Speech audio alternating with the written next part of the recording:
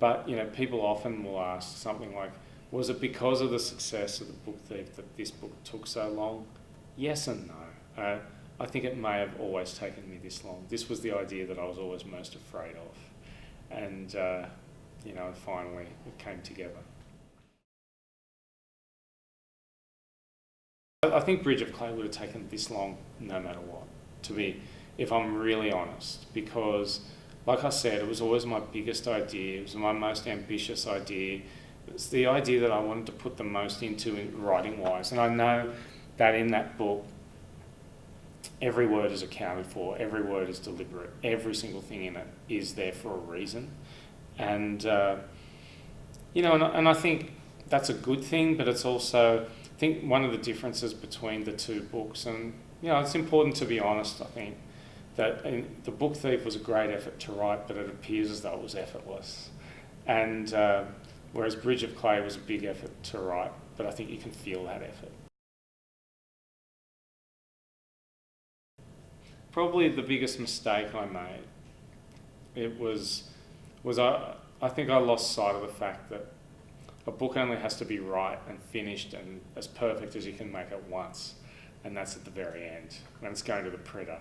And I think I wanted everything to be perfect straight away, and so I toiled meticulously for quite a few years, and so much so that I kept returning to the beginning of the book all the time.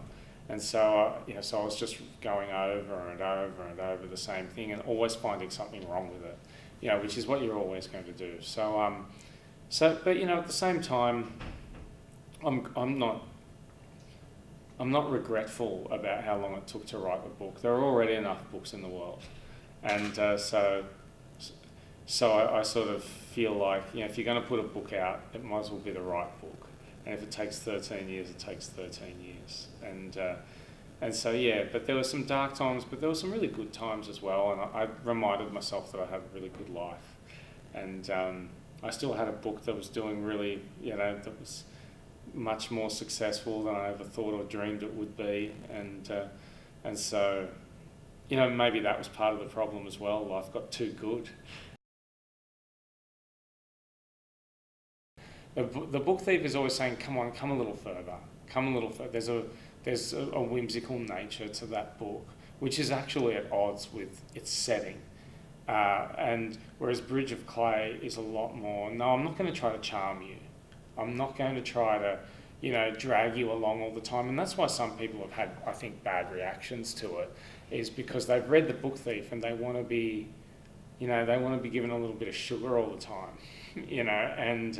and so now I think there's a point with every book where you spend, well, at least in my case, where I used to spend the first couple of years apologising for The Book Thief and what was so difficult about The Book Thief, like the beginning, like it doesn't really explain to you who the narrator is or whatever, but it's clearly death, but not everyone gets that.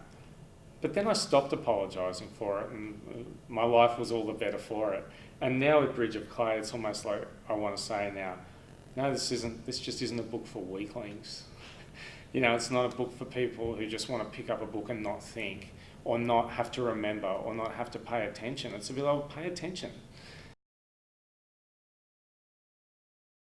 Things like Bridge of Clay is a bit, to me, I realise, a bit of maybe a suburban epic or an attempt at one, where we all think we live these dull lives.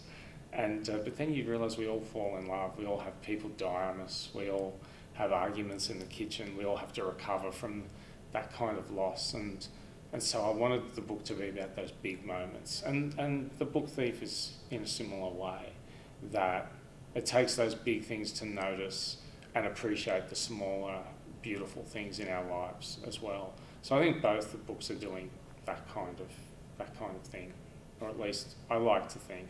And whether they're successful or not, well, that's a matter of opinion, I guess.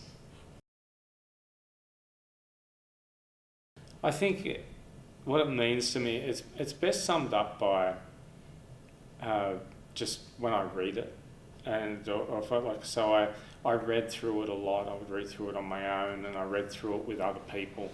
And it's when you get to that point, where you get a bit emotional when you're reading it, and I think that's when you understand what it means. to me, this book means everything to me, the same way The Book Thief did. After The Book Thief, I thought, I don't ever want to write a book that just means something to me ever again. I only want to write books that mean everything to me. But and at the same time, only write books that I'm not sure I can write. There's something about writing and writing well that gives me a kind of energy that nothing else gives me. And so I think that's what it is. I think I'm drawn towards that. It's sort of like it's a kind of light that you're drawn towards. And it's what, I think it's because you're feeling useful and that you're playing your part in the world. And so, and it's the thing that maybe, I'm not better at anything else, and I'm not saying I'm a great writer or anything, because I never feel like I'm a great writer. But I feel like it's the thing that I'm best at, out of my own skill set.